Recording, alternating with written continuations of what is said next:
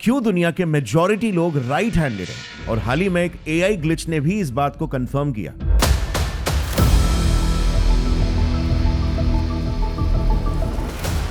फरवरी 2025 में पीएम मोदी ने AI action summit के दौरान एक सरप्राइजिंग ऑब्जर्वेशन शेयर किया। उन्होंने बताया कि AI image generators left handed लोगों की तस्वीरें बनाना ही नहीं जानते।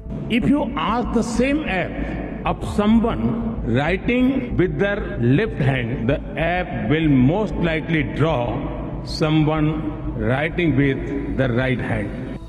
और ये सुनकर लोगों ने खुद ट्राई भी किया, और सच में एआई बार बार राइट हैंड में ही पेन या टूल दिखाता है, चाहे आप प्रॉम्प्ट में क्लियरली लेफ्ट हैंडेड पर्सन भी क्यों ना लिख दो।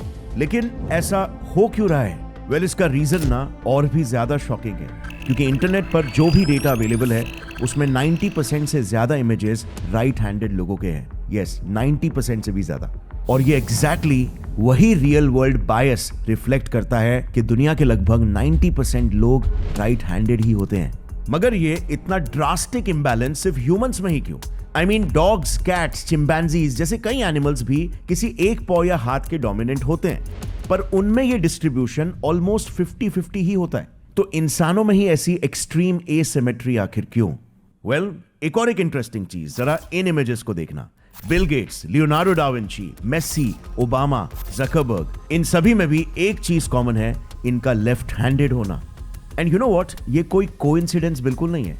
2025 में जॉर्ज मेसन यूनिवर्सिटी के रिसर्चर्स ने एक अनबिलीवेबल ऑब्जर्वेशन ऑब्जर्व किया। जब किसी कंपनी ने अपने सीईओ को एक राइट हैंडर से लेफ्ट हैंडर बनाया, कंपनी ने ज्यादा पैटेंट्स फाइल किए और ज्यादा इनोवेशंस लाए।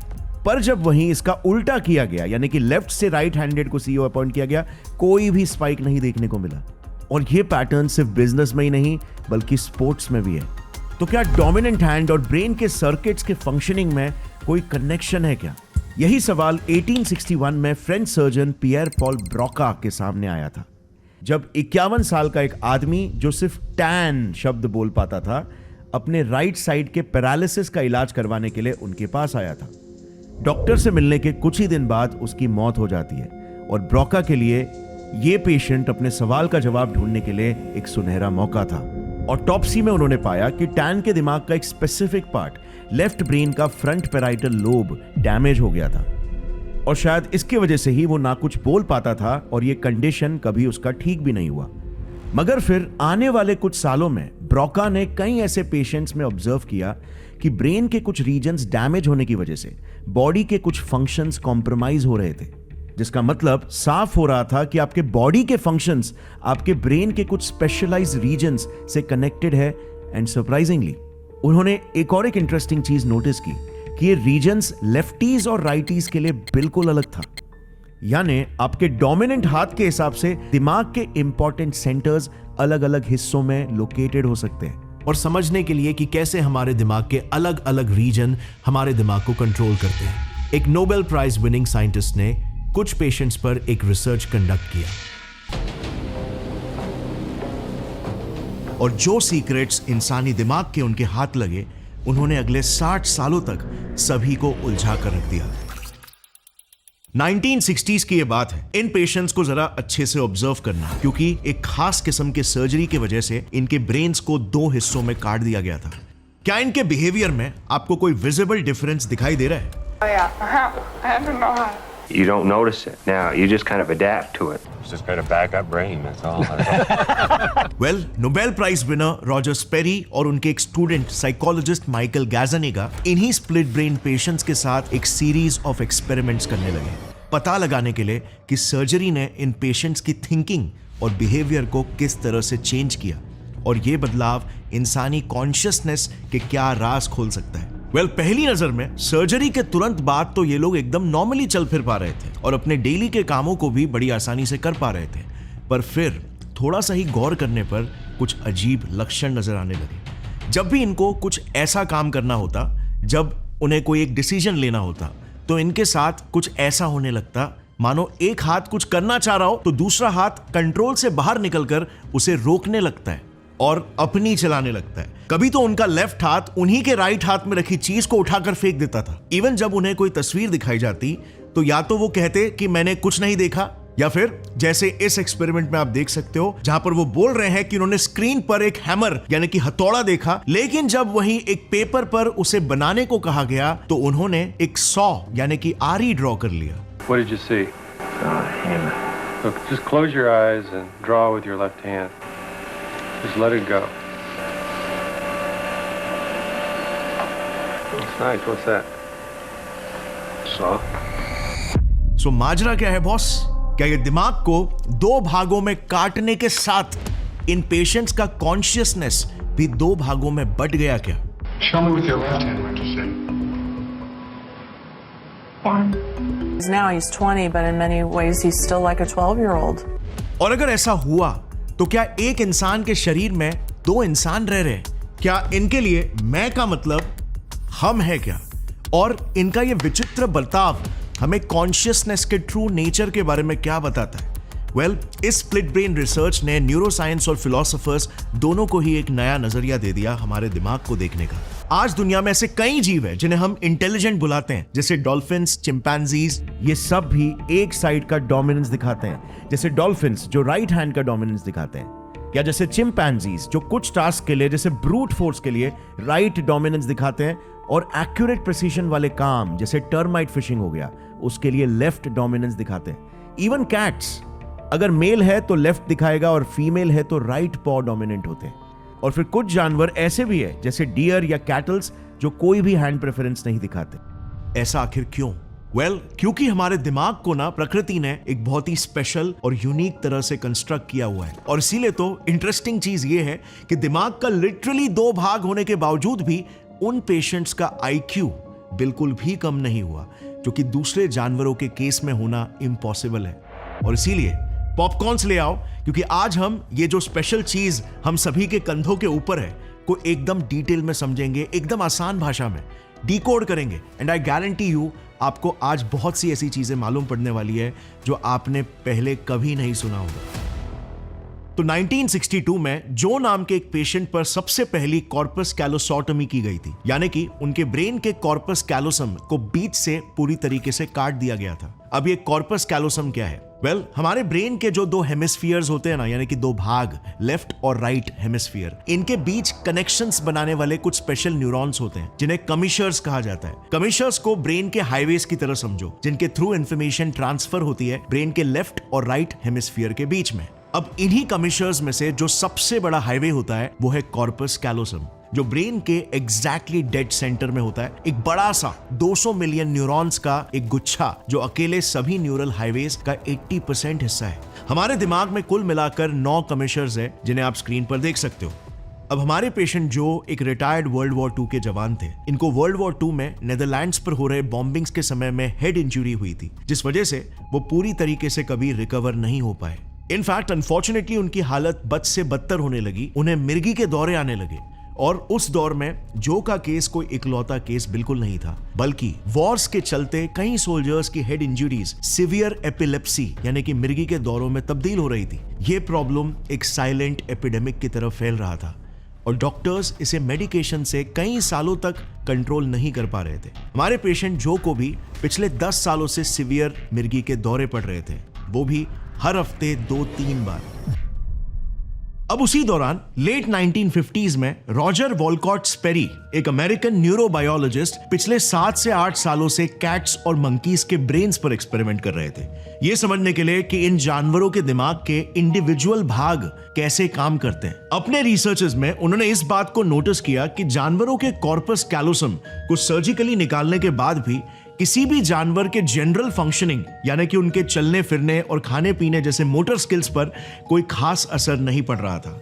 इनफैक्ट ऑन सरफेस लेवल ऐसा लग रहा था जैसे कुछ हुआ ही नहीं हो, उनकी कोई सर्जरी नहीं हुई हो। और ऐसे कई एक्सपेरिमेंट्स करने के बाद, इसे रिगरसली स्टडी करने के बाद उन्होंने ये कंक्लूड किया कि ये कॉर्पस कैलोसोटोमी शायद इंसानों के लिए भी बहुत ही सेफ प्रोसीजर है। क्या वो वाकई में सही थे? वेल, इसका जवाब आपको बहुत जल्द मिलेगा, बट पहले तो इतना खतरनाक और रिस्की प्रोसीजर को इंसानों में करने की क्या मजबूरी आने पड़ी होती होगी? वेल, क्योंकि दिमाग को लिटरली बीच से काटा जा रहा है तो कोई तो मजबूरी होगी जिसके लिए करना पड़ रहा है। वेल, बिकॉज एपिलेप्सी का जब दौरा पड़ता है ना, तब कई डॉक्टर्स और न्यूरोसर्जन्स ने ये ऑब्जर्व किया था कि कॉर्पस कैलोसम ही वो नेटवर्क था जिसके थ्रू ये एपिलेप्टिक सीजर्स पूरे ब्रेन में स्प्रेड होते थे और उन्हें कंट्रोल कर पाना नामुमकिन हो जाता था।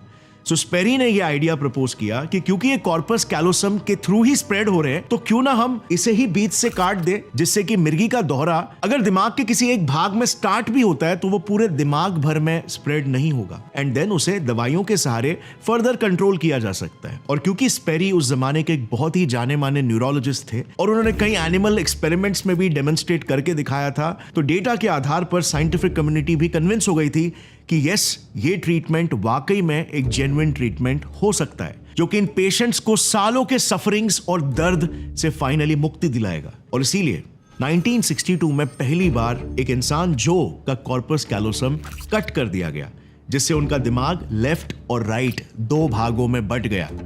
अब दोनों भाग इंडिपेंडेंटली काम कर सकते थे, काइंड ऑफ जैसे एक जहाज के अब दो कैप्टन्स हो गए थे। सो क्या अब ये दो कैप्टन्स स्टीयरिंग व्हील के लिए आपस में झगड़ेंगे? वेल, एक सिंपल सा ना विजुअल एक्सपेरिमेंट करते हैं। आप कुछ सेकंड्स के लिए इस स्क्रीन पर जरा नजर डालना और यहां पर आपको एक्स दिख रहा होगा, उस पर फोकस करना। अब मुझे बताना आपको एग्जैक्टली क्या दिख रहा है। वेल, अगर आप एक हेल्दी इंसान हो तो आप बोलोगे कि मुझे रेड और ब्लू दोनों कलर्स दिखाई दे रहे हैं। बट अगर जो को यही सेम चीज पूछा जाए ना तो वो कहेगा सिर्फ ब्लू, दैट्स इट, सिर्फ ब्लू। बट आखिर क्यों? वेल, कुछ और क्लिप्स देखना और पैटर्न्स को ऑब्जर्व करना। जो भी दृश्य राइट फील्ड ऑफ व्यू में है वो कॉर्पस कैलोसोटोमी वाले पेशेंट्स इजीली आइडेंटिफाई कर पा रहे हैं, बट जैसे ही उन्हें लेफ्ट साइड में क्या देखा वो पूछा जाता है तो वो चुप हो जाते हैं या कहते हैं कि उन्हें कुछ दिखाई नहीं दिया। So we can see here that when we flash a word or a picture, Joe is easily able to name it. See it. Close your eyes and let your left hand do a little work here.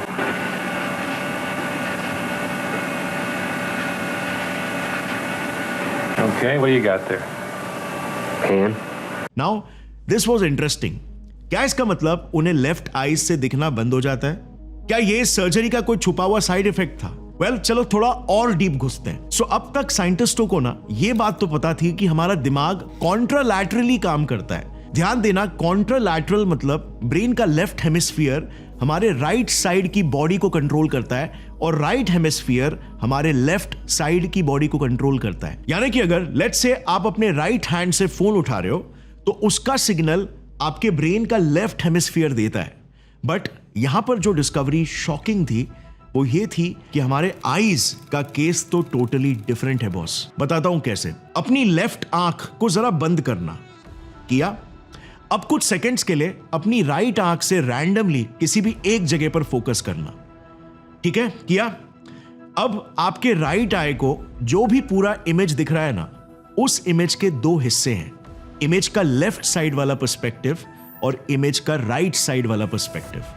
अब interesting चीज यह है कि right आंख का left side perspective processing के लिए आपके राइट ब्रेन को जाता है और राइट साइड वाला पर्सपेक्टिव आपके लेफ्ट ब्रेन को जाता है। सो एक आंख के दो पर्सपेक्टिव्स यानी कि व्यूज बनकर दोनों ब्रेन के भागों में डिस्ट्रीब्यूट होते हैं और फिर ब्रेन एक कंप्लीट पिक्चर बनाता है। ऐसे ही सेम हमारी लेफ्ट आई के साथ भी होता है। अच्छा, नोट करना, ऐसा नहीं है कि राइट आई का पूरा इमेज लेफ्ट ब्रेन को जाता है और लेफ्ट आई का पूरा इमेज राइट ब्रेन को जाता है, बल्कि एक आई के दो इमेजेस बनकर इक्वली ब्रेन के दोनों भागों में डिस्ट्रीब्यूट होते हैं, दोनों ब्रेन के पार्ट्स में, और फिर हमारा दिमाग उन दोनों इमेजेस को जोड़कर एक कंप्लीट पिक्चर बनाता है।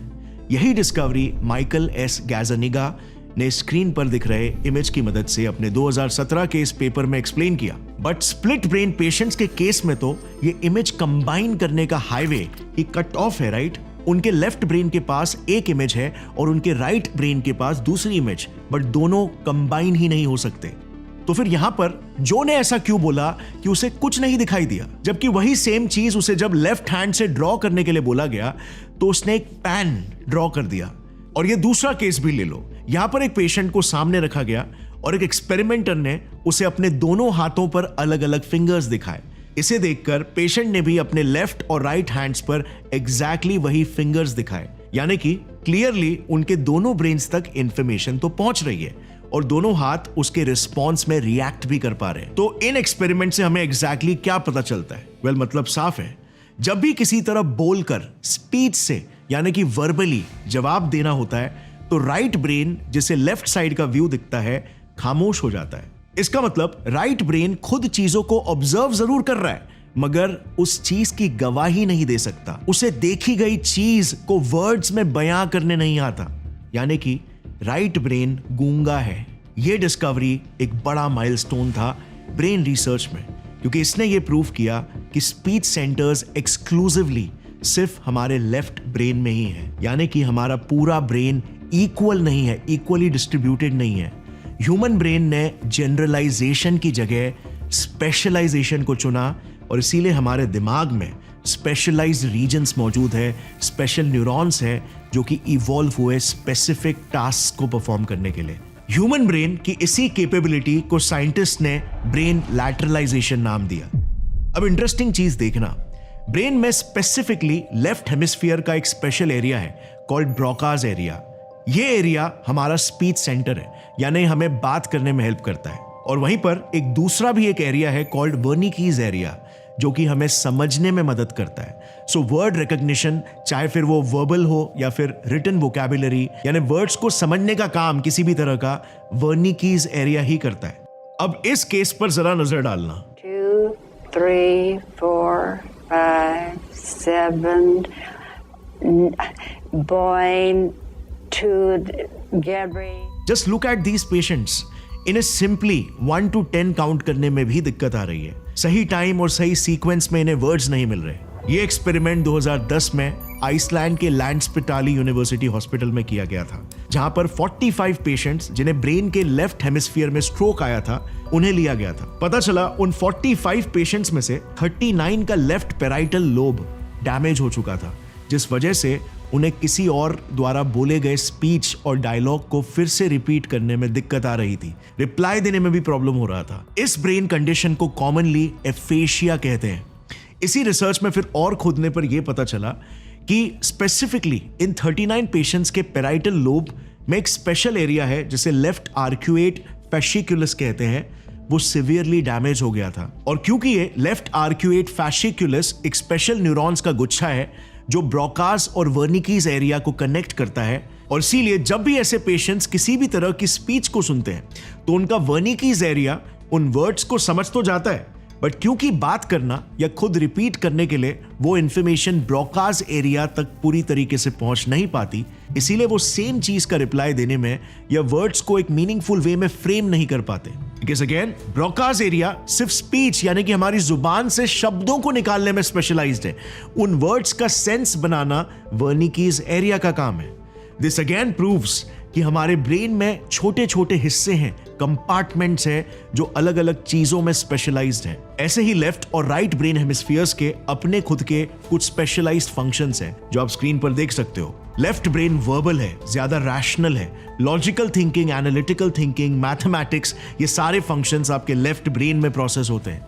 On the other side of the skull right brain ज्यादा इमोशनल है, आर्टिस्टिक है, इमेजिनेशन ड्रिवन है और फीलिंग्स और इमोशंस को भर देता है। इवन विजुअल और स्पेशियल स्किल्स राइट साइड में ही है। फेसेस को रिकॉग्नाइज करने की एबिलिटी भी राइट ब्रेन ही क्रिएट करता है, वरना लेफ्ट ब्रेन तो चेहरा भी याद नहीं रख पाता और ना ही शेप्स और ज्योमेट्री को पहचान पाता है। एग्जाम्पल के तौर पर इस वीडियो को देखना। स्प्लिट ब्रेन सर्जरी के बाद अगर पेशेंट्स को दोनों हाथों से एक एक करके एक क्यूब ड्रॉ करने के लिए बोला जाए, सर्जरी के बाद उनके राइट हैंड यानी कि उनके लेफ्ट ब्रेन को पता ही नहीं होता कि क्यूब दिखता कैसे और कैसे उसका एक 3D परसेप्शन बनना चाहिए। इवन इस वीडियो में भी आप देख सकते हो कि लेफ्ट हैंड से वो पेशेंट्स आसानी से क्यूब के ब्लॉक्स को असेंबल कर लेते हैं। अगर वही सेम काम राइट हैंड को दिया जाता है जो अगेन लेफ्ट ब्रेन कंट्रोल कर रहा है, तो वो पजल को सॉल्व ही नहीं कर पाते। जबकि ऑपरेशन से पहले ये पेशेंट अपने दोनों हाथों से एक क्यूब को बना पाता था, और क्योंकि ये राइट हैंडेड था तो उसने परफेक्ट ड्राइंग तो अपने राइट हैंड से ही बनाई थी। अब ऐसा इसीलिए हो पाया क्योंकि ऑपरेशन से पहले उसका राइट ब्रेन कॉर्पस कैलोसम के थ्रू अपनी विजुअल एबिलिटीज को लेफ्ट ब्रेन के साथ शेयर कर पा रहा था। अब ऐसे ही हमारी लॉजिकल और एनालिटिकल थिंकिंग जो है वो ऑलमोस्ट लेफ्ट ब्रेन ही कैरी करता है, और इसीलिए सर्जरी के बाद भी जब ब्रेन दो हिस्सों में बंट जाता है, फिर भी पेशेंट्स का IQ ड्रॉप नहीं होता। ये पेशेंट्स बिल्कुल नॉर्मली ही IQ के प्रॉब्लम्स को सॉल्व करके दिखा सकते हैं, और क्योंकि ये नॉर्मली बात भी कर पाते हैं, इसीलिए कोई भी इन पर शक नहीं करता कि इन्हें कोई मेंटल एबनॉर्मलिटी है। ये नॉर्मल ही दिखाई देते हैं और महसूस होते हैं जब तक आप इनसे कुछ स्पेसिफिक एक्सपेरिमेंट्स ना कराओ, जैसे ये एक्सपेरिमेंट, जहां देखो क्या होता है अगर एक स्प्लिट ब्रेन पेशेंट को दोनों हाथ से एक साथ क्यूब पजल को सॉल्व करने दे दिया जाए। इनके दोनों हाथ आपस में ही लड़ने लगते हैं। ये कॉमन ट्रेंड था स्प्लिट ब्रेन पेशेंट्स में। अक्सर जब भी एक चॉइस होती है, जैसे कि कौन सी टी शर्ट पहनना है या कौन सा चॉकलेट खाना है, तो लेफ्ट हैंड स्पेसिफिकली झगड़ने लगता है और लिटरली दूसरे हाथ में से चीजों को फेंक देता है। सो अब आता है मेन क्वेश्चन कि ये बिहेवियर आखिर क्यों, और हम इन एक्सपेरिमेंट से कॉन्शियसनेस के बारे में क्या सीख सकते हैं। कॉन्शियसनेस के बारे में हमने हमेशा सुना है फिलोसोफर्स के मुंह से, धार्मिक गुरुओं के मुंह से, कि एक ही होता है। तो क्योंकि अब कॉन्शियसनेस एक नहीं बल्कि दो हो चुका है, तो क्या जो डोमिनेंट पार्ट है वो कंट्रोल करता है हमें और हमारे डिसीजंस को? ऑल्सो क्या कॉन्शियसनेस जिसे हम एक ही समझते आ रहे हैं, क्या वो वाकई में एक भी है, या फिर क्या वो दो तो नहीं, या फिर दो से ज्यादा? और क्या कॉन्शियसनेस लोकलाइज्ड है, यानी कि हम उसे MRI और ब्रेन स्कैन्स जैसी टेक्नोलॉजीज के जरिए पिन पॉइंट कर सकते हैं कि वो ब्रेन के एग्जैक्टली कौन से पर्टिकुलर पार्ट में बसा हुआ है? वेल, इसका जवाब जानने के लिए ना हमें यह जानना होगा कि कहीं ये जो दिमाग के स्पेशलाइज्ड हिस्से हैं, कहीं यही तो नहीं हमारे डेली लाइफ के कॉन्शियस एक्सपीरियंस को क्रिएट कर रहे हैं। क्योंकि आप कोई भी जानवर के दिमाग को ले लो, किसी भी जानवर का दिमाग इंसानी दिमाग के लेवल तक स्पेशलाइज्ड हिस्से डेवलप नहीं कर पाए। इनफैक्ट मोस्ट जानवरों में तो आप बीच का कॉर्पस कैलोसम काट भी दो ना, फिर भी इतना कुछ फर्क ही नहीं पड़ेगा। जैसे इस चूहों पर किए गए एक्सपेरिमेंट ने प्रूव किया कि स्प्लिट ब्रेन चूहे तक स्प्लिट ब्रेन इंसानों से ज्यादा बेहतर विजुअल पजल और पैटर्न्स को प्रोसेस कर पा रहे थे, जस्ट बिकॉज उनका ब्रेन स्पेशलाइजेशन या लैटरलाइजेशन इंसानों जितना नहीं है।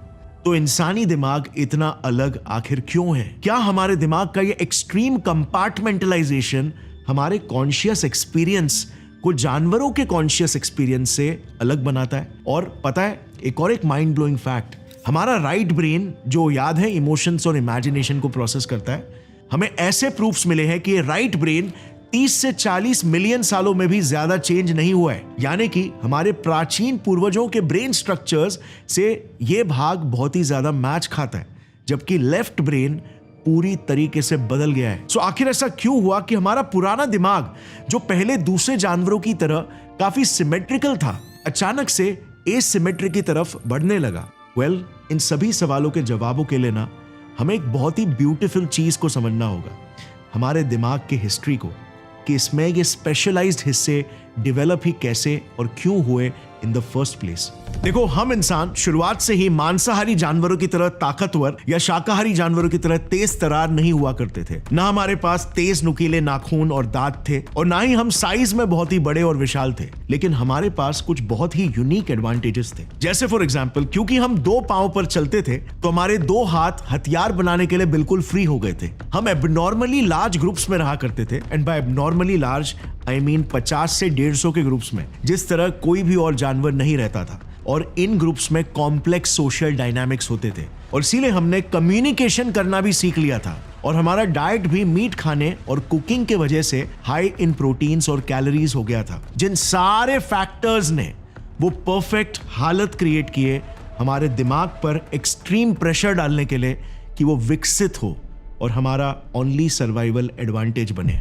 बट हमारा दिमाग तो साइज में एक लिमिट तक, एक लेवल तक ही ग्रो हो सकता था। बता सकते हो ऐसा क्यों? वेल, हमारे खुद के बॉडी के स्ट्रक्चर की वजह से। क्योंकि आज से करीब 4 मिलियन वर्षों पहले जब हमने दो पैरों पर चलना शुरू किया था, तो दो पैरों पे इफेक्टिवली चलने के लिए हमारे पेल्विस यानी कि ग्लूट्स वाले रीजन का छोटा होना जरूरी था, सिमेट्री और बैलेंस को बनाए रखने के लिए। इसका मतलब फीमेल्स में भी बर्थ कैनाल छोटा ही रह सकता था। बट हमारा ब्रेन तो तब भी इवॉल्व हो रहा था और साइज में बढ़ रहा था, और इसी वजह से ब्रेन साइज पर लगाम लग गया। एवोल्यूशन ने एबनॉर्मली लार्ज ब्रेन साइज को सपोर्ट ही नहीं किया, क्योंकि बड़ा सर बर्थ कैनाल की छोटी सी ओपनिंग से बाहर निकलना पॉसिबल ही नहीं था। इसी प्रॉब्लम को बायोलॉजी में ऑब्स्ट्रेटिकल डायलेमा कहते हैं। And guys, by the way, यही रीजन भी है कि बाकी के जानवरों और प्राइमेट्स के मुकाबले लड़कियों की बॉडीज को आज भी हमारे दिमाग का एवोल्यूशनरी लोड झेलना पड़ रहा है। और इसीलिए फीमेल्स जब भी बर्थ देती है तो वो एक्सट्रीमली पेनफुल होता है, अनलाइक एनी अदर एनिमल्स, क्योंकि किसी एनिमल का सर इंसानों जितना बड़ा नहीं है। इन्हीं दो ऑपोजिटली एक्टिंग एवोल्यूशनरी प्रेशर्स की वजह से कि एक तरफ दिमाग को तो ग्रो होना ही था, मगर दूसरी तरफ साइज भी नहीं बढ़ सकता था, इसीलिए दिमाग ने कॉम्प्लेक्स न्यूरॉन नेटवर्क डेवलप करना शुरू कर दिया और स्पेशलाइजेशन की ओर बढ़ना शुरू हो गया। लेफ्ट ब्रेन अपना डेटा धीरे धीरे करके राइट ब्रेन में ट्रांसफर करने लग गया, जैसे हम करते हैं जब हमारे फोन में स्टोरेज फुल हो जाता है। और अगर सेम फाइल्स की दो कॉपीज है जो कि पहले हमारे लेफ्ट और राइट ब्रेन दोनों में थी, तो उन एक स्पेस वेस्ट करने वाली एक्स्ट्रा कॉपीज को डिलीट करके ब्रेन ने नई स्किल्स और नई एबिलिटीज वाले एक्स्ट्रा कंपार्टमेंट्स और न्यूरॉन नेटवर्क बनाए। Very interesting, right? बट क्या आपको यह सवाल नहीं आ रहा कि लेफ्ट ब्रेन ही क्यों, राइट ब्रेन क्यों नहीं? क्या एवोल्यूशन में रैंडमली ये डिसाइड हो गया कि लेफ्ट ब्रेन में ही वो सारी सोफिस्टिकेटेड थिंकिंग एबिलिटीज जैसे लॉजिक, रैशनैलिटी डेवलप होगी जो हमें जानवरों से अलग बनाती है? Well, evolution is never random but always forced. Actually में ना, और आपको ये सुनकर बहुत ही ज्यादा शॉकिंग लगेगा, बट हमारे लेफ्ट लॉजिकल ब्रेन के डेवलपमेंट में हमारे राइट हैंड का एक बहुत ही बड़ा रोल है। सो काइंड ऑफ आपकी लॉजिक आपकी राइट हैंड की देन है। बताता हूं कैसे। देखो, आज से 7 से 4 मिलियन सालों पहले हमारे पूर्वज अकेला रहा करते थे। रिसोर्सेस कम थे और उनके बीच कंपटीशन इतना इंटेंस था कि literally survival of the fittest वाला सीन होता था अपने ही ट्राइब के अगेंस्ट। और तभी ही उनके फिजिकल हैबिट्स जैसे राइट हैंड यूज करना इंस्टिंक्टिवली डेवलप होने लगा। वेल, मगर राइट हैंड ही क्यों? एंड यू नो व्हाट, इसका एक लाइन में जवाब क्या है? उन्होंने अपनी दिल की सुनी। यस, मजाक नहीं कर रहा हूं। उस वक्त सर्वाइवल के लिए लिटरली आपस में फाइट करना पड़ता था। और फिजिकल फाइट्स में सबसे ज्यादा वल्नरेबल हिस्सा क्या होता है? नहीं, वो नहीं जो आप सोच रहे हो, आपका दिल, जो कि 73% लेफ्ट साइड में होता है, चेस्ट के थोड़ा सा लेफ्ट साइड में, थोरैक्स में।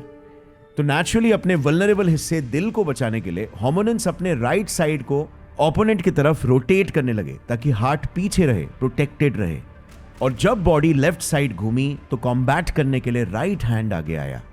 और फिर धीरे धीरे टूल एप्लीकेशंस की वजह से, हंटिंग जैसे अटैकिंग एक्टिविटी की वजह से, एंड ऑफ कोर्स कॉम्बैट्स की वजह से ये बायस स्ट्रॉन्गर होता गया।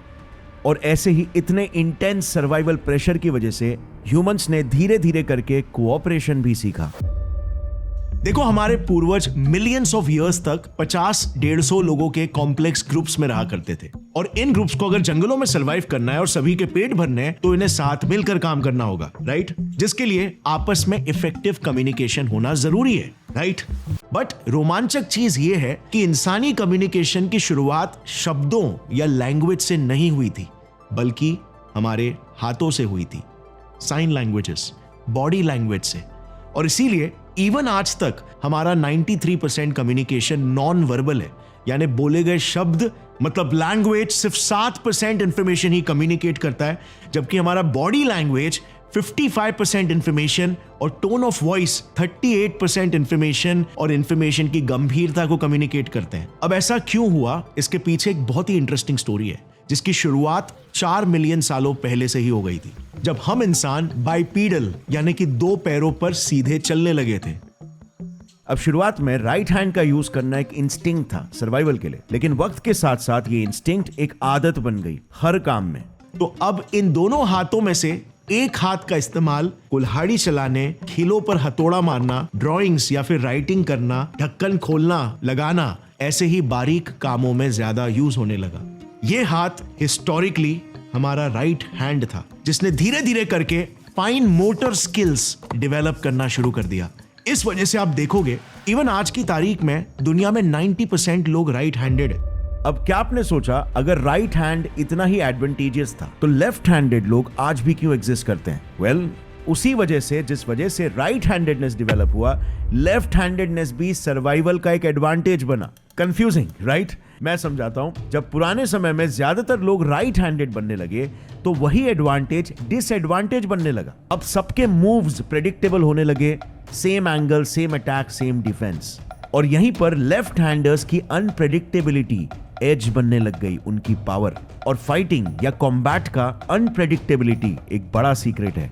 जो मूव ओपोनेंट प्रेडिक्ट नहीं कर सकता वही मूव सबसे डेडली होता है। और इसीलिए इवन आज भी बॉक्सिंग, एमएमए जैसे स्पोर्ट्स में 53 से 54% विनर्स लेफ्ट हैंडेड होते हैं, जबकि पॉपुलेशन में वो सिर्फ 10% है। आज हमारी दुनिया में लेफ्ट और राइट हैंडर्स का सही मिश्रण 50-50 नहीं बल्कि 90-10 है, क्योंकि अगर दुनिया सिर्फ कंपटीशन पर चलती तो आधे लोग लेफ्ट हैंडेड ही होते, पर दुनिया अगर सिर्फ कोऑपरेशन पर बेस्ड होती तो शायद लेफ्ट हैंडर्स आज एक्सटिंक्ट हो गए होते। लेकिन जिंदगी एक परफेक्ट आइडियल बैलेंस है। सो अब अगला सवाल ये आता है कि क्या लेफ्ट हैंडेड लोग ज्यादा क्रिएटिव और सक्सेसफुल होते हैं? इसका जवाब समझने के लिए हमें पहले उनके ब्रेन स्ट्रक्चर को समझना पड़ेगा। 2021 में मैक्स प्लैंक इंस्टीट्यूट ने एक स्टडी की 31,000 लोगों पर, जिसमें 3,062 लेफ्टीज और 28,802 राइटीज शामिल थे। और पता चला कि लेफ्ट हैंडेड लोगों के दिमाग में कम से कम 10 ऐसे एरियाज थे जहां उनके ब्रेन के स्ट्रक्चर्स राइटीज से अलग थे। इन रीजन्स में लेफ्ट हैंडर्स के ब्रेन के राइट हेमिस्फीयर में ज्यादा ग्रे मैटर था, मतलब थिंकिंग और प्रोसेसिंग का मेन जोन ज्यादा अच्छे से डेवलप था। और क्योंकि राइट ब्रेन लेफ्ट हैंड को कंट्रोल करता है, इसीलिए लेफ्टीज का राइट हेमिस्फीयर कंपैरेटिवली स्ट्रांग होता है, क्योंकि ज्यादा यूज करोगे तो ज्यादा डेवलप होगा। अब सरफेस पर यह बिल्कुल लगता है कि लेफ्टीज को एक न्यूरल एडवांटेज मिला है, बट नॉट रियली। जो स्ट्रक्चरल डिफरेंस है ना, वो ब्रेन के उन रीजन्स या सेंटर्स में है जो मोटर और लैंग्वेज स्किल्स को कंट्रोल करते हैं, ना कि क्रिएटिविटी को। ये काफी पॉपुलर मिथ है कि लेफ्ट हैंडेड लोग ज्यादा क्रिएटिव होते हैं, और हमने वीडियो की शुरुआत में कुछ एग्जांपल्स भी डिस्कवर किए थे। लेकिन जब साइंटिस्ट ने पिछले 100 साल के डेटा को एनालाइज किया तो पता चला कि कोई भी क्लियर क्रिएटिव एडवांटेज लेफ्टीज को नहीं मिलता है। और यहां पर बस हमारे दिमाग का वही कंफर्मेशन बायस आ जाता है कि हम सिर्फ वही सुनते हैं जो हम सुनना चाहते हैं। जब कोई फेमस म्यूजिशियन या आर्टिस्ट लेफ्ट हैंडेड होता है तो वो आउटलायर होने की वजह से हमारे दिमाग में एकदम से चिपक जाता है। लेकिन हम ये भूल जाते हैं कि ज्यादातर क्रिएटिव लेजेंड्स और majority of humans in general right handed ही होते हैं, और राइट हैंडेड लोगों में भी भर भर के क्रिएटिव जीनियसेस पैदा हुए हैं। अब कई आईक्यू स्टडीज ने यह भी दिखाया है कि लेफ्टीज और राइटीज के बीच कोई सिग्निफिकेंट आईक्यू का डिफरेंस नहीं होता, और स्पोर्ट्स में भी इसीलिए एडवांटेज मिलता है क्योंकि ओपोनेंट इनके मूव्स को पूरी तरीके से प्रिडिक्ट नहीं कर सकता। आपने भी ये नोटिस किया होगा अगर आप क्रिकेट जैसे स्पोर्ट्स खेलते हो अपने लेफ्ट हैंडेड फ्रेंड के साथ।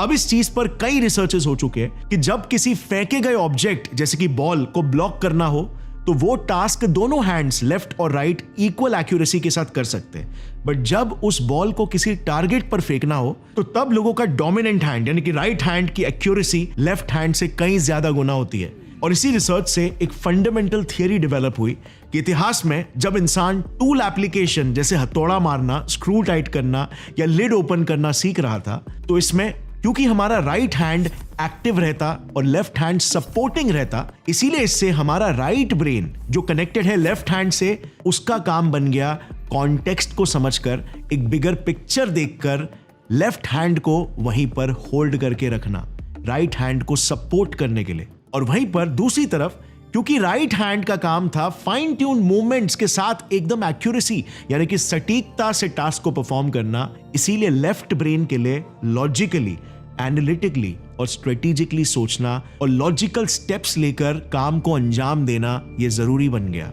और यहीं से लेफ्ट ब्रेन ट्रेन होने लगा फाइन ट्यूनिंग और डिटेलिंग में, और राइट ब्रेन ट्यून होने लग गया बिगर पिक्चर, बिगर कॉन्टेक्स्ट, इमेजिनेशन जैसे थिंकिंग में। आज हमारे पास ऐसे कई सबूत है कि ये एसिमेट्री एग्जैक्टली तभी ही एक्सेलरेट हुई जब इंसानों ने कॉम्प्लेक्स फिजिकल टास्क परफॉर्म करना शुरू किया, जिसकी टूल्स को बनाना एंड उन्हें इस्तेमाल करना।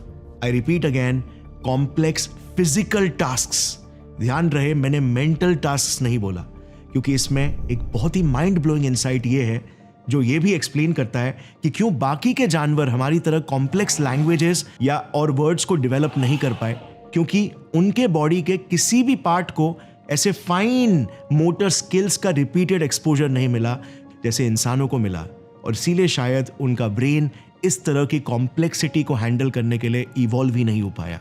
इसका मतलब friends, point to be noted my Lord, intelligence ये सुपीरियर क्वालिटी नहीं है, बल्कि रिफाइंड मोटर स्किल्स और फिजिकल मूवमेंट में ज्यादा कॉम्प्लेक्सिटी है और इवन मल्टीपल फीडबैक मैकेनिक्स होते हैं। और अगर आप हमारे दिमाग की न्यूरोबायोलॉजी को भी देखोगे तो यहीं पर आपको छुपा सीक्रेट चीख चीख कर चिल्ला रहा है, ये दिखेगा। हमारा ब्रेन 86 बिलियन न्यूरॉन से बना हुआ है। उसमें से ये है सबसे एडवांस ब्रेन का हिस्सा सेरेब्रम, जो कि पूरे ब्रेन वॉल्यूम का 80% हिस्सा है और यहीं पर सारे सेंसरी इनपुट्स प्रोसेस होते हैं। बट यू नो व्हाट, इसमें दिमाग के सिर्फ 10% न्यूरॉन्स ही एक्टिव है। वहीं पर दूसरी ओर है सेरिबेलम, जो कि बॉडी में एडवांस मोटर कंट्रोल संभालता है और पूरे ब्रेन का बस सिर्फ 10% हिस्सा है। बट फिर भी उसमें 55 to 70 बिलियन न्यूरॉन्स, यानी कि पूरे ब्रेन के 60% से भी ज्यादा न्यूरॉन्स मौजूद है।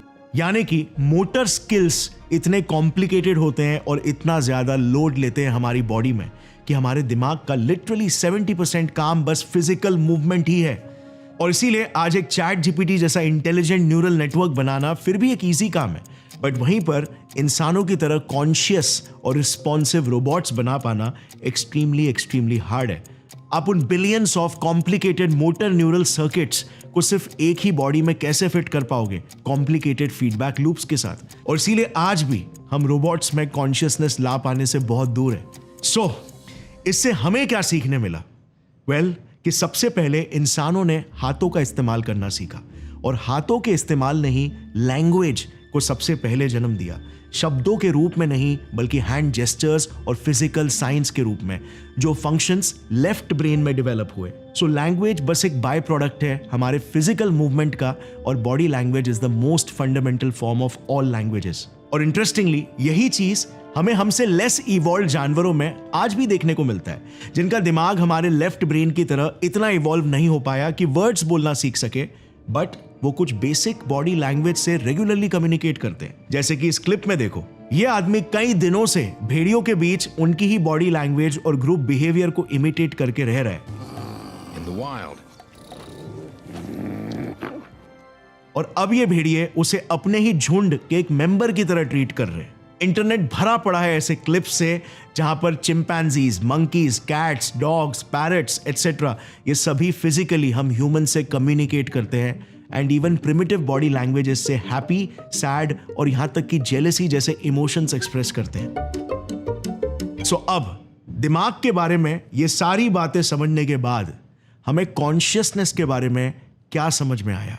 इन स्प्लिट ब्रेन एक्सपेरिमेंट्स ने साइंटिस्ट को ह्यूमन कॉन्शियसनेस के बारे में आखिर क्या बताया? वेल, कभी ऐसा आपके साथ भी हुआ होगा ना कि आप अपने दोस्तों के साथ मिलकर एक मूवी देख रहे हो और उसमें कोई इमोशनल सीन आता है। अब एक ही मूवी, एक ही screen, same colours, same sound quality, सारे सेंसरी इनपुट सेम होने के बाद भी अलग अलग लोगों का अलग अलग परसेप्शन और रिएक्शन होता है। अगर किसी का लेफ्ट ब्रेन डोमिनेंट है और सारे इनपुट्स और सेंसरी इंफॉर्मेशन लेफ्ट साइड से प्रोसेस हो रहे हैं, तो उसे लगेगा कि कितना अनरियलिस्टिक सीन है। रियल लाइफ में थोड़ी ना ऐसा होता है, यार मुझे तो पिक्चर देख के बोर हो रहा है। और वही सेम इमोशनल सीन अगर कोई दूसरा दोस्त अपने राइट ब्रेन में डोमिनेंटली प्रोसेस करेगा, तो उसका ब्रेन अब अलग ही एक्सपीरियंस क्रिएट करेगा और उसकी आंखों से आंसू निकलने लग जाएंगे और वो कहेगा कितनी टचिंग फिल्म है। ये प्रूफ करता है कि कॉन्शियसनेस एक सब्जेक्टिव और एक पर्सनल एक्सपीरियंस है, और इसी सब्जेक्टिव एक्सपीरियंस को साइंटिस्ट ने क्वालिया कहा।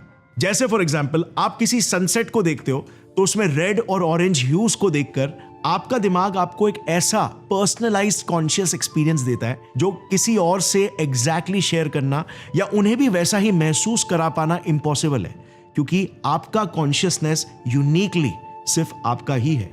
बट एक सबसे इंपॉर्टेंट क्वालिटी हम सभी कॉन्शियस जीवों में कॉमन है, वो है अवेयरनेस। वो अवेयरनेस कि मैं एक कॉन्शियस जीव हूं, मैं अभी एक सनसेट को देख रहा हूं और मैं उसे देखकर ऐसा फील कर रहा हूं। इवन स्प्लिट ब्रेन पेशेंट्स में ये रिपोर्ट किया गया कि सर्जरी के बाद भी इवन दो उनके दिमाग के 2 भाग हो गए थे, बट वो एक सिंगल कॉन्शियसनेस ही एक्सपीरियंस करते हैं जैसे कि पहले किया करते थे, जिससे ये कंफर्म होता है कि ये कॉन्शियसनेस किसी एक मैजिकल स्टेट की तरह पूरे ब्रेन में इक्वली स्प्रेड आउट नहीं है, बल्कि जो भी इनपुट इंफॉर्मेशन आ रही है वो फिर किस ब्रेन के रीजन्स में और कैसे प्रोसेस होती है, वो एक क्वालिटी ऑफ एक्सपीरियंस या क्वालिया ऑफ कॉन्शियसनेस क्रिएट करता है।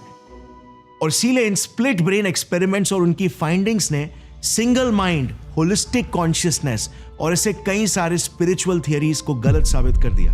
क्योंकि जब आधा ब्रेन भी वही सेम कॉन्शियस एक्सपीरियंस को बना सकता है जितना पूरा ब्रेन बना सकता है, तो इसका मतलब कॉन्शियसनेस ब्रेन के कुछ स्पेसिफिक पार्ट्स में लोकलाइज नहीं है और ना ही उसे इमर्ज होने के लिए ब्रेन के हर एक हिस्सों की हमेशा जरूरत होती है, but rather input information brain के किन किन स्पेशलाइज्ड हिस्सों से गुजरती है और वो उन्हें कैसे प्रोसेस करते हैं, उस चीज से एक स्टेट ऑफ अवेयरनेस और कॉन्शियस एक्सपीरियंस जन्म लेता है। Let me clear this once again, हमारे ब्रेन में कोई एक हिस्सा नहीं है जहां पर कॉन्शियसनेस छुपा हुआ है, बट एक्चुअली में हमारे दिमाग में एक से ज्यादा कॉन्शियस हिस्से हैं जिन सब का अपना खुद का कॉन्शियसनेस है। और जैसे जैसे हमारे सेंसेस से यानी कि हमारी इंद्रियों से आती इंफॉर्मेशन हमारे दिमाग के इन अलग अलग हिस्सों से पास होती है, वैसे वैसे हमारा कॉन्शियस एक्सपीरियंस इमर्ज होता है। अगर इसे सिंपल शब्दों में समझाऊं तो हमारा दिमाग एक फ्लेवर मशीन की तरह है। अब इमेजिन करो इस फ्लेवर मशीन के अंदर 10 ट्यूब्स लगे हुए हैं जिनके थ्रू जब पानी पास होता है तो पानी में वो फ्लेवर ऐड हो जाता है। ये फ्लेवर्ड वाटर ही हमारा कॉन्शियसनेस है और वो पाइप्स दिमाग के अलग अलग कॉन्शियस हिस्से। कभी इस पानी में 3 फ्लेवर्स मिक्स हो जाते हैं तो कभी 10 फ्लेवर्स, और जो आउटपुट यानी जो टेस्ट बाहर निकल कर आता है वो ही हमारा कॉन्शियस एक्सपीरियंस है। सो अब आता है अगला सवाल, अगर आप यहां तक बने हुए हो तो, कि ये दिमाग के अलग अलग पार्ट्स आखिर है क्या जिनमें अपना खुद का कॉन्शियसनेस है और वो हमारे एक्सपीरियंस में अपना फ्लेवर को ऐड कर रहे हैं। वेल, सबसे पहले स्टार्ट करते हैं उस हिस्से से जो हमारे कॉन्शियसनेस को लिटरली किक स्टार्ट करता है। इसके बिना उस कॉन्शियस एक्सपीरियंस की कभी शुरुआत ही नहीं हो पाएगी। ये दिमाग का पार्ट है रेटिकुलर एक्टिवेशन सिस्टम। ये हमारे ब्रेन स्टेम यानी कि स्पाइनल कॉर्ड से जुड़ा हुआ है। हमारे सबसे प्राचीन दिमाग रेप्टिलियन ब्रेन का ही एक पार्ट है और इसका काम है ब्रेन को और स्पेसिफिकली सेरेब्रल कॉर्टेक्स को एराउज करना, उसे अटेंटिव बनाना कि अब इंफॉर्मेशन आने वाली है तो तैयार हो जाओ काम करने के लिए, वो एक्सपीरियंस क्रिएट करने के लिए। ये एकदम प्राइमरी फॉर्म ऑफ इंपल्स है जो कि अवेयरनेस और अलर्टनेस को क्रिएट करता है और इसीलिए कॉन्शियसनेस का ये एक बहुत ही अहम हिस्सा है। हमारा फाइट और फ्लाइट रिस्पॉन्स भी यहीं से किक स्टार्ट होता है, जो कि किसी भी सेल का सबसे फंडामेंटल ब्लॉक है कॉन्शियसनेस का, क्योंकि रिएक्शन टू एक्सटर्नल स्टिमुलाई सबसे बेसिक प्रूफ है कि वो जीव कॉन्शियस है यानी कि सचेत है। अब नेक्स्ट रैस के बाद सेंसरी इंफॉर्मेशन जाती है थैलेमस में, जिसे ब्रेन का रिले स्टेशन कहा जाता है, क्योंकि ऑलमोस्ट सारे सेंसरी इनपुट्स ब्रेन स्टेम से होकर थैलेमस के थ्रू आगे के कॉर्टेक्स रीजन्स में जाते हैं। थैलेमस बस रिले स्टेशन ही नहीं बल्कि एक फिल्टर भी है, क्योंकि वो डिसाइड करता है कि कौन सी इंफॉर्मेशन इंपॉर्टेंट है और कौन सी नहीं, और इसीलिए ये टास्क को प्रायोरिटाइज करने का काम करता है अननेसेसरी सिग्नल्स को ब्लॉक करके, ताकि ब्रेन ओवरलोड ना हो जाए। थैलेमस का एक हिस्सा है इंट्रालैमिनर न्यूक्लियाई।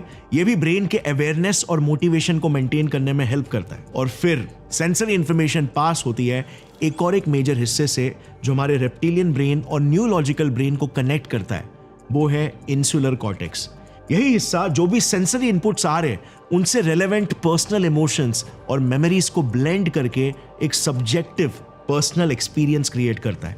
रिसर्चर्स के अनुसार, और ये काफी इंटरेस्टिंग है, वो जो फीलिंग है ना जो हम सभी के अंदर है, मैं और अवेयरनेस वाली फीलिंग, वो इंसुला के एक पार्ट एंटीरियर इंसुला से ही आती है और प्राइमरी इंपल्स कंट्रोल में भी इंसुला का ही एक बहुत बड़ा हाथ है। एक और एक इंपॉर्टेंट ब्रेन स्ट्रक्चर है जो कि हम इंसानों के सबसे प्राइमरी सेंस विजन से आती है, इंफॉर्मेशन को प्रोसेस करता है, वो है ऑक्सीपिटल कॉर्टेक्स, जिसमें V1, V2, V3, V4 जैसे अलग अलग विजुअल कॉर्टेक्स समाये हुए हैं और इनका काम सिर्फ इमेजेस को रीड करना ही नहीं बल्कि कलर्स को प्रोसेस करना और मोशन को डिटेक्ट करना, शेप्स एंड फॉर्म्स का परसेप्शन क्रिएट करना भी है। विजुअल कॉर्टाइसेस हमारे ऑलमोस्ट हर एक ब्रेन रीजन से कनेक्टेड होते हैं एंड ये विजुअली प्रोसेस्ड इंफॉर्मेशन हमारे दिमाग के मोटर रीजन्स, इमोशनल सेंटर्स जैसे इंसुला और इवन प्रीफ्रंटल कॉर्टेक्स को भी जाती है, जहां वो फर्दर प्रोसेस होते हैं। ऐसे ही अन्य ब्रेन रीजन्स हैं जैसे hypothalamus, posterior hot zone, basal ganglia, hippocampus, parietal cortex,